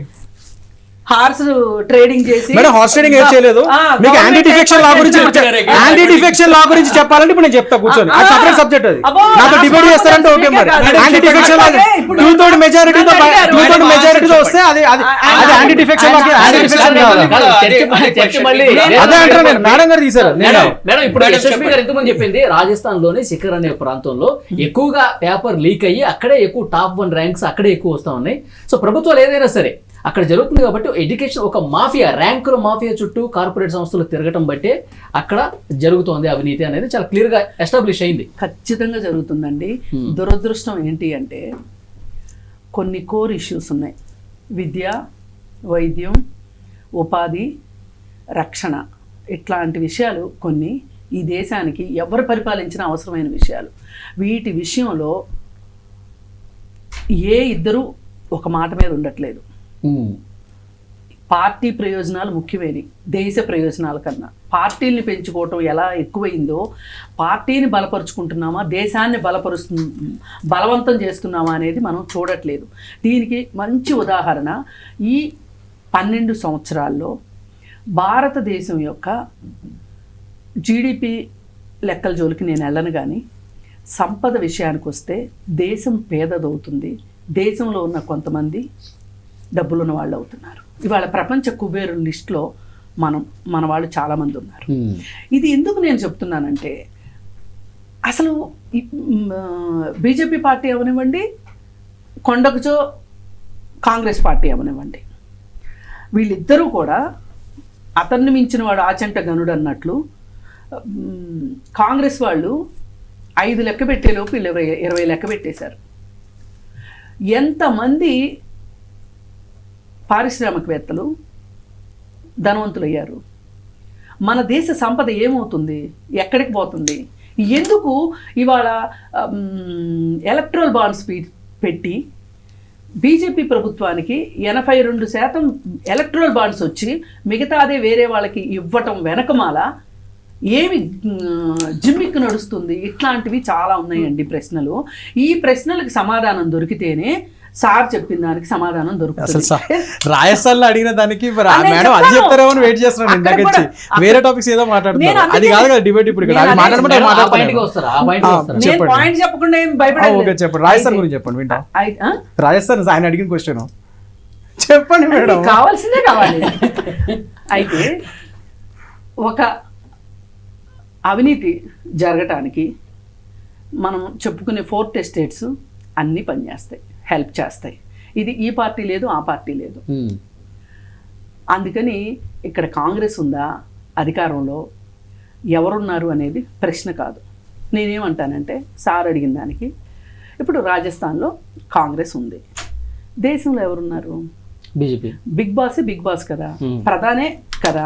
ప్రధాని ఏమైనా చర్యలు తీసుకుంటే మాలాంటి వద్దన్నామా? మరి రాష్ట్రంలో ఎందుకున్నట్టు గవర్నమెంట్ మరి కాంగ్రెస్? అరే ఎందుకన్నా ఉండేవండి ఇప్పుడు మీ టర్న్ వచ్చినప్పుడు చెప్పండి. ఇప్పుడు కేంద్ర ప్రభుత్వంకి కనిపించవా వినిపించవా ఇవి ఇట్లాంటివి జరిగేవి? మరి వాళ్ళు ఎందుకు సంస్కరణలకు పూనుకోలేదు? 152 జరిగిన దాకా ఎందుకు ఊరుకున్నారు? సరే అవన్నీ వదిలేయండి. కేవలం నీట్లోనే అవి 4, 25, 26. 24లో జరిగినప్పుడే, అంటే తోటకూర దొంగతనం చేసిన రోజునే చేసుంటే ఇవాళ ఎలా జరిగేది కాదు. నేను ఇంకొక మాట కూడా చెప్తాను, ఆయన కోపం వచ్చినా సరే. ప్రతిపక్షం తప్పు చేస్తుంది, రాష్ట్ర ప్రభుత్వం తప్పు చేస్తుంది అన్నప్పుడు కేంద్ర ప్రభుత్వం, ఒక చిన్న ఎగ్జాంపుల్ చెప్తా. పవన్ కళ్యాణ్ గారికి కేంద్ర నిఘా సంస్థల నుంచి ఆంధ్రప్రదేశ్లో 34,000 మంది 33,000 మంది అమ్మాయిలు తప్పిపోయారు అనే విషయం ఆయన చెవులో చెప్పినప్పుడు వీళ్ళ బీజేపీ లీడర్స్కే చెప్పొచ్చుగా కేంద్రం, రాజస్థాన్లో ఇలా జరుగుతుంది, పలానా చోట జరుగుతుంది, మీరు ప్రొటెస్ట్ చెయ్యండి అని. ఎందుకంటే ఎందుకు చెయ్యరంటే ఎవరి ఓటాలు వాళ్ళకి వెళ్తున్నాయి, అవుతుంది ప్రజలు పిచ్చోళ్ళు. ఇవాళ ఎంత బాధ్యత లేకుండా మాట్లాడుతున్నారంటే, ఏం మళ్ళీ పరీక్ష పెట్టాంగా, రాయొచ్చుగా, కొంచెం మళ్ళీ బైహార్ట్ చేసినట్టు ఉంటుందిగా, ఒక ఎక్స్పీరియన్స్ వచ్చినట్లుగా ఉంటుంది అని చెప్పి ఒక ఆమె మాట్లాడుతుందండి. ఇంత బాధ్యతారాహిత్యమైన మాటని కరెక్ట్ కాదు అది. ఇప్పుడు నాకు ఎంత ఆవేశం వస్తుందంటే, మా అమ్మాయి చదివిందండి, MBBS MD చేసింది, నాకు తెలుసు ఆ బాధలు ఎలా ఉంటాయో. ఇందాక కేవలం 24 లక్షల మంది 23 లక్షల మంది అని మాట్లాడకండి. 23 లక్షల మంది పిల్లలైతే వీళ్ళ తల్లిదండ్రులు, వాళ్ళ సిబ్లింగ్స్, ఇంట్లో ఎట్లుంటుందండి వాతావరణం. ఎగ్జామ్స్ వస్తున్నాయి అంటే నెట్ కట్ చేయిస్తాం. అదేంటి ఇంతకుముందు ఈ కనెక్షన్స్ ఉండే కదా, ఏమంటారు వాటిని, సినిమాలు వచ్చే నెట్ఫ్లిక్స్ అంతకుముందు కేబుల్ కనెక్షన్స్ తీసే ఇస్తారు తెలుసా అండి. ఇప్పుడు ఆమె ఎగ్జామ్ రాస్తే నేను సినిమా చూడొద్దా అని వీళ్ళు బొంగబూతి పెడతారు. అంటే దీని అర్థము ఈ ఇళ్లలో అమ్మమ్మలు, తాతయ్యలు, నాయనమ్మలు ఇంతమంది ఎఫెక్ట్ అవుతారండి. డైరెక్ట్గా ఇంతమంది ఎఫెక్ట్ అవుతారు. మొన్న ఎగ్జామ్ క్యాన్సిల్ అయింది కదా, క్యాన్సిల్ అయిన తర్వాత అరే 2 సంవత్సరాలు మన దగ్గర వీళ్ళు ఈ పిల్లలు చదువుకున్నారే, కష్టపడి చదివారే, మళ్ళీ ఇప్పుడు రీ ఎగ్జామ్ వస్తుంది, ఈ కోచింగ్ సెంటర్ల వాళ్ళకి మీరు ఇప్పుడు డబ్బులు కలెక్ట్ చేయకండి అని ప్రభుత్వం తరఫు నుంచి ఎవరైనా చెప్పారండి? ఇది చాలా సున్నితమైన విషయం అండి. చాలామంది డబ్బులున్న వాళ్ళు ఇంత కష్టాలు పడరండి. వాళ్ళు శుభ్రంగా సీట్లు కొనుక్కుని చదువుకుంటారు. చదివేది ఎవరు అంటే మధ్యతరగతి వాళ్ళు, SC STలు వాళ్ళే చదువుకుంటారండి ఇంత కష్టపడి. పైన వాళ్ళు చదవరు, వాళ్ళకి అక్కర్లా, వాళ్ళు 5 కోట్లైనా కొన్ని చదవటానికి రెడీగా ఉన్నారు. ఆ రెడీగా ఉండే వాళ్ళ కోసమే ఈ దందా అంతా నడుస్తుంది. దీని ప్రతిపక్షం లేదు, అధికార పక్షం లేదు, అందరు దొంగలే. నేను చెప్తున్నానండి. ఇప్పుడు వీళ్ళు ఆఖరి నిమిషంలో వచ్చారు ఉద్యమంలోకి, వాళ్ళు చెయ్యేశారు అని చెప్పి నేను మాట్లాడాను తప్పితే ఒక వేడి వచ్చింది. ఎన్ని కుంభకోణాలండి. ఈ ధర్మేంద్ర ప్రధాన్ గురించి ఇంకొక మొక్క కూడా చెప్పాలి. నీటికి సంబంధం లేదని ఈయన సన్నాయి నొక్కలు నొక్కొద్దు.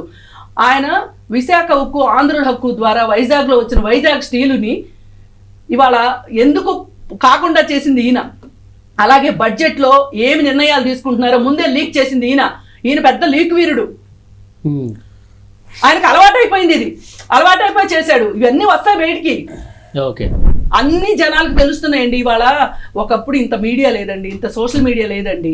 అందుకని అందరి పప్పులు ఉడికినాయి. కాంగ్రెస్ వాళ్ళ పప్పులు ఉడికినాయి, బీజేపీ వాళ్ళ పప్పులు ఉడికినాయి. ఇప్పుడు మట్టుకు ఉడకవు. ఇంకొకటండి, విదేశాల నుంచి డబ్బులు వచ్చినాయి అని మాట్లాడారు, లేకపోతే వీళ్ళకి డబ్బులు ఎక్కడయ్యని. ఇవాళ విదేశాంగ శాఖ మంత్రి ఏం చెప్పారండి? ఎక్కడి నుంచి డబ్బులు రాలేదు అన్నాడు. వస్తే వచ్చినాయని చెప్పొచ్చుగా. అక్కడ అరాచక శక్తులు ఉన్నారు అంటున్నారు. అరాచక శక్తులు ఉన్నాయి అంటే పట్టుకోండి. అలాగే ఉమర్ ఖలీద్ గురించి ఇంకో మాట చెప్పారు. అతనికి నిజంగా ఆ సిమి ఆర్గనైజేషన్ తోటి సంబంధం ఉంటే విచారణ చేయండి ఫాస్ట్ ట్రాక్లో. ఇంకొకటి చేయకుండా ఉంటాడు. శిక్ష వేసి జైల్లో పెట్టండి.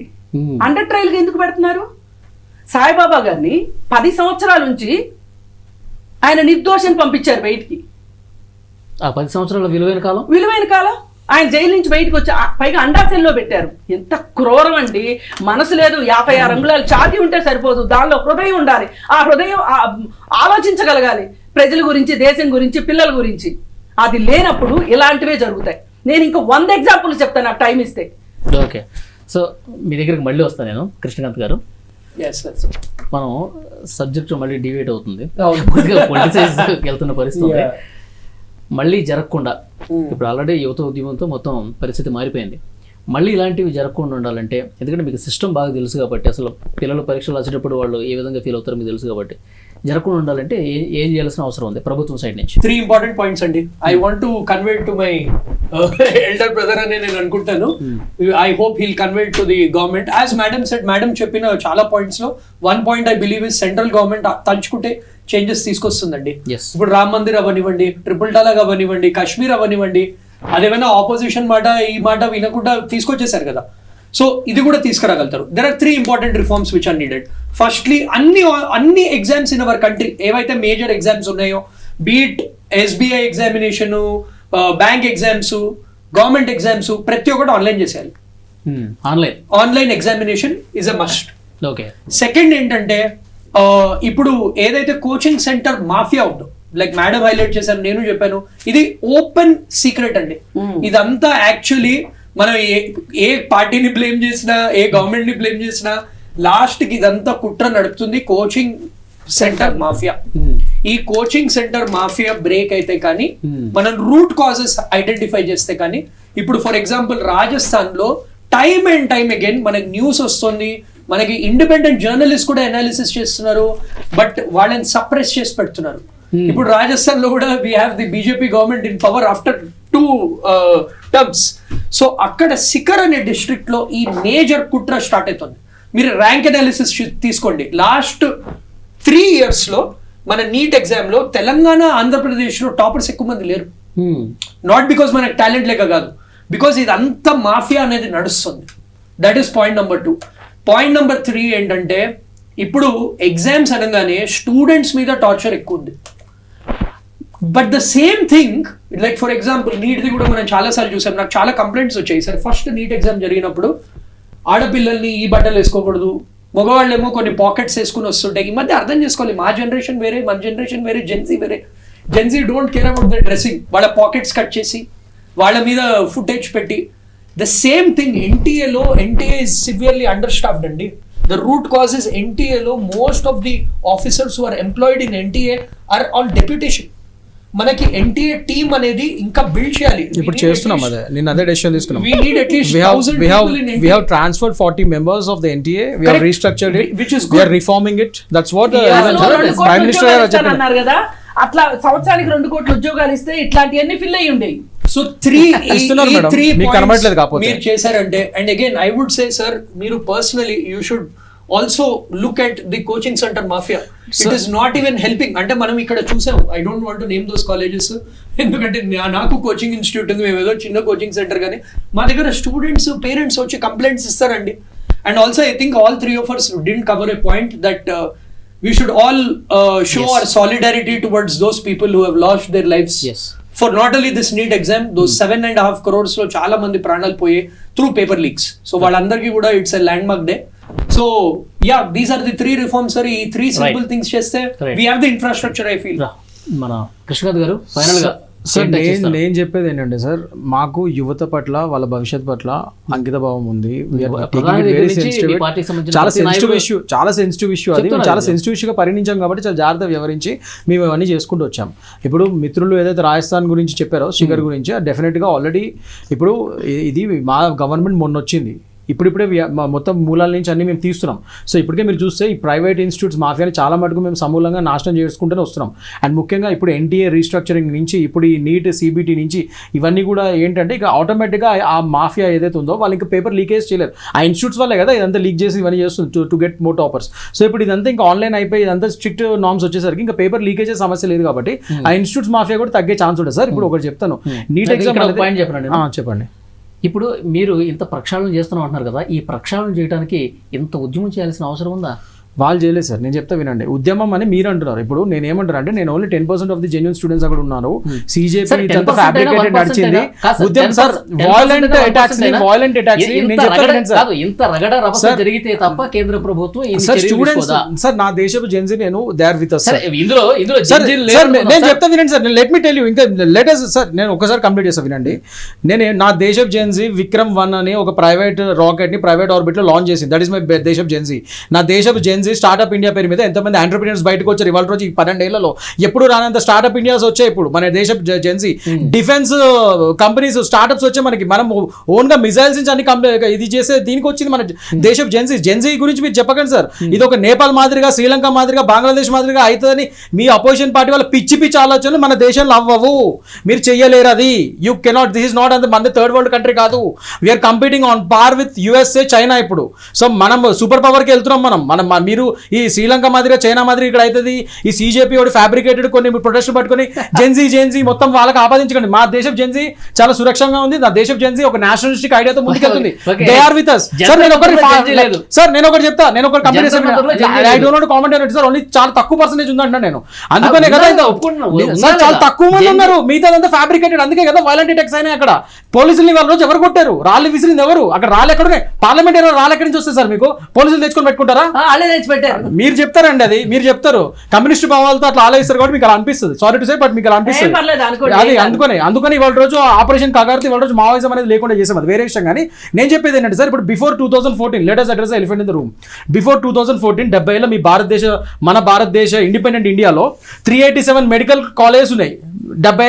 2014 లో ముందు కేవలం 387 మెడికల్ కాలేజ్ మాత్రం ఉన్నాయి. ఈ 12 ఏళ్లలో మా మోడీ గారి ప్రభుత్వంలో 457 మెడికల్ కాలేజెస్ ఎక్స్క్లూజివ్లీ.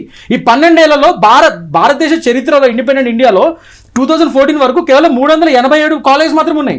అలాంటిది 12 ఏళ్లలోనే మేము 457 కాలేజ్ కట్టాం. ఇప్పుడు ఓవరాల్ గా 844 మెడికల్ కాలేజ్ ఉన్నాయి ఇండియాలో 12 ఏళ్లలో. వినండి మేడం. ప్రైవేట్ మాఫియాలు మీకు ఇంకా మేడం మీరు సబ్జెక్ట్ మీద బాగా స్టడీ చేసారు. నెక్స్ట్ టైం ప్రైవేట్ ఇవన్నిటి మీద ఈ మాఫియా ఉండకూడదు కాబట్టి నీట్ అనేది పెట్టాం మేము. ఇదివరకు ప్రైవేట్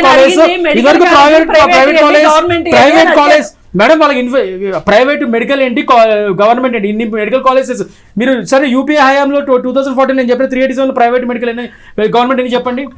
వదిలేండి అయితే వదిలేండి. నేను చెప్పేది నేను అందుకే మేము డబల్ చేసామని చెప్తున్నాం. వాళ్ళు మొత్తం 70 ఏళ్లలో 387 చేస్తే మేము ఈ 12 ఏళ్ళలోనే 457 ఎక్స్ట్రా యాడ్ చేసామని చెప్తున్నాం. మొత్తం 844 అని చెప్తున్నాం. వినండి మేడం పూర్తిగా. ఎయిమ్స్ అప్పటి వరకు 7 ఎయిమ్స్ ఉన్నాయి మొత్తం అంతా.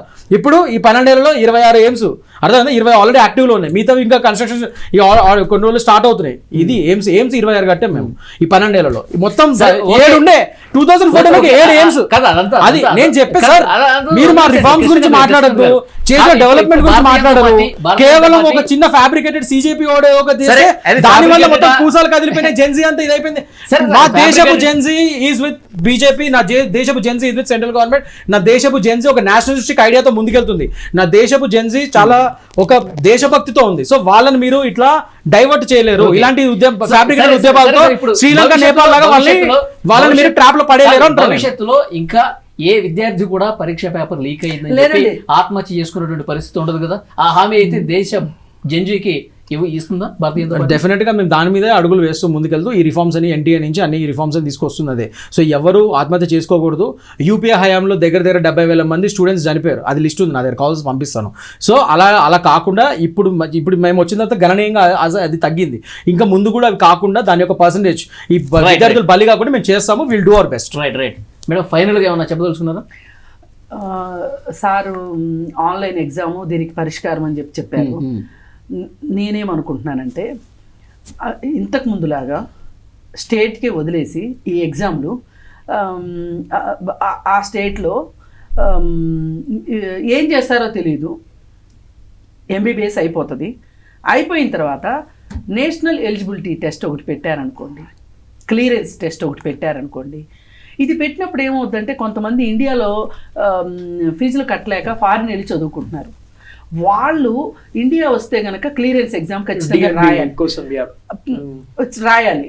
ఇప్పుడు వాళ్ళని ఏం చేస్తున్నారు, ఇప్పుడు అందరూ ఇట్లాగే ఫారిన్ వెళ్ళి చదువుకుంటే గనక మన ప్రైవేట్ కాలేజీల్లో మనము ఈ ఏమంటాము B category C category seats మనం నింపుకోలేము అనే ఉద్దేశంతో వీళ్ళు ఏం చేస్తున్నారు అంటే వాళ్ళ పాస్ పర్సంటేజ్ 12% కూడా లేదండి. ఇది చాలా ప్యాథటిక్ కండిషను. మీరు ఏం చేస్తారు, అసలు ఫారెన్ వెళ్ళి చదువుకోవద్దు, మీరు ఇక్కడే చదువుకోండి అనన్నా చెప్పండి. లేదు అంటారా, ఈ క్లియరెన్స్ ఎగ్జాము ఇండియాలో చదివిన వాళ్ళు ఇప్పుడు బార్ అసోసియేషన్కి ఎగ్జామ్స్ పెడుతున్నారు కదా, అట్లాగే వెళ్ళి ప్రాక్టీస్ చేయడానికి వీల్లేదు, డైరెక్ట్గా ఆ క్లియరెన్స్ ఎగ్జామ్ రాయాలి. ఇప్పుడు మనం BA BEd చేసినంత మాత్రం నాకు టీచర్ ఉద్యోగం ఇచ్చేయరు, DSE రాయాల్సిందే కదా. అట్లా చేస్తే ఇది ఎంతో కొంత మీరు ఏం చేసినా సరే ఏమవుతుందంటే ఒక రాష్ట్రంలో వెనకబడిన ప్రాంతాల నుంచి వాళ్ళకి ఈ స్పీడ్గా ఆన్లైన్ ఎగ్జామ్ రాయటం కష్టం అవుతుంది. ఇప్పుడు JEEలో కూడా చాలామంది పేద పిల్లలు రాకపోవటానికి, గ్రామీణ స్థాయి నుంచి పిల్లలు రాకపోవటానికి అదొక కారణం. ఎందుకంటే ఇప్పుడు మొదటి తరం చదువుకునే పిల్లలు, ఫస్ట్ జనరేషన్ కిడ్స్ ఎవరైతే ఇంట్లో చదువుకుంటారో వాళ్ళకి చాలా కష్టంగా ఉంటుంది ఈ టెక్నాలజీ. అందుకోసం మనం అందరికీ న్యాయం జరగాలి అంటే కనుక స్టేట్కి వదిలేయండి, స్టేట్కి వదిలేసేసి స్టేట్ నిర్వహించుకుంటుంది. ఏది డీమ్డ్ యూనివర్సిటీలు వాళ్ళు నిర్వహించుకుంటారు, ఎంసెట్ చేసుకుంటారు, MBBS అయిపోతుంది, అయిపోయిన తర్వాత క్వాలిఫైయింగ్ టెస్ట్ పెడతారు.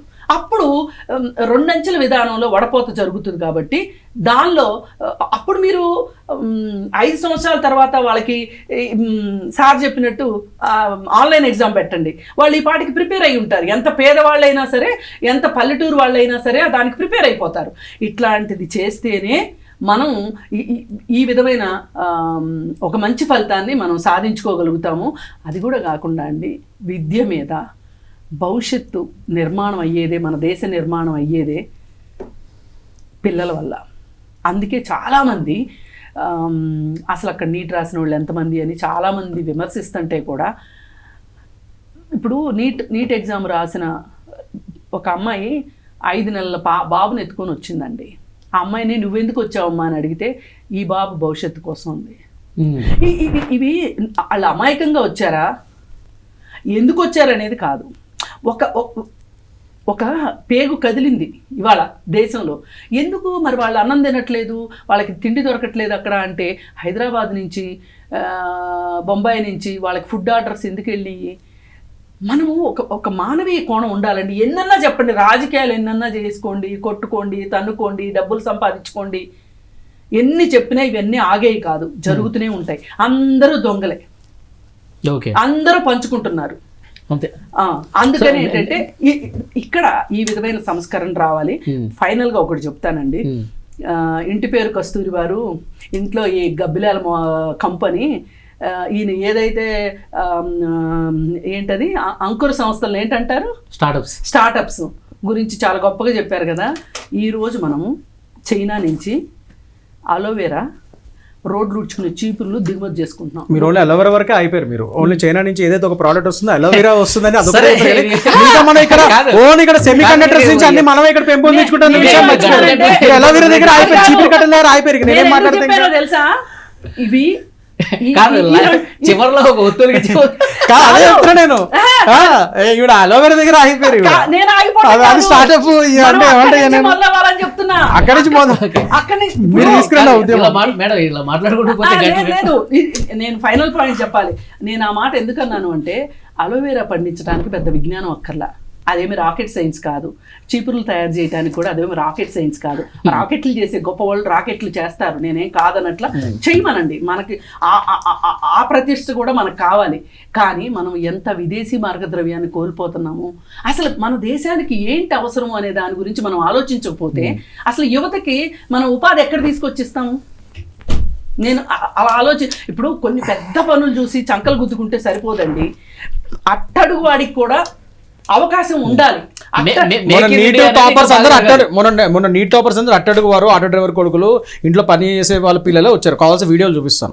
సరే, ఎవరి కాయిన్ వాళ్ళకు ఉంటుంది, ఎవరి వాళ్ళు చూపిస్తారు. అది మా ప్రభుత్వం మాత్రం అవసరం కనిపిస్తుంది. యువత కదిలినటువంటి ఉద్యమం ఇప్పుడు భారతీయ జనతా పార్టీ నాయకులు ఒప్పుకున్నా ఒప్పుకోకపోయినా, సో జెన్జీ లేవనెత్తినటువంటి ఈ ఉద్యమంతోనే కేంద్ర ప్రభుత్వంలో కదలికి వచ్చింది. వాళ్ళ రాజీనామా చేసినటువంటి పరిస్థితి కూడా ఉంది. సో ఇక నుంచైనా సరే లీకులు జరగకుండా చూడాల్సిన అవసరం ఉంది. విద్యా వ్యవస్థలో సమూలంగా ప్రక్షాళన జరిగి భవిష్యత్తులో ఏ విద్యార్థి కూడా ఆత్మహత్య చేసుకునే పరిస్థితి రాకుండా ఉండాలి. ఈ సందర్భంగా జెన్జీకి హ్యాట్స్ ఆఫ్ చెప్తున్నాం. అలాగే డిబేట్లో పార్టిసిపేట్ చేసిన కృష్ణకుమార్ గారికి, కృష్ణకాంత్ గారికి, అలాగే శశి గారికి థ్యాంక్ యూ అండి. Thank you very much. ఇది వాళ్ళ debate. Keep watching I dream.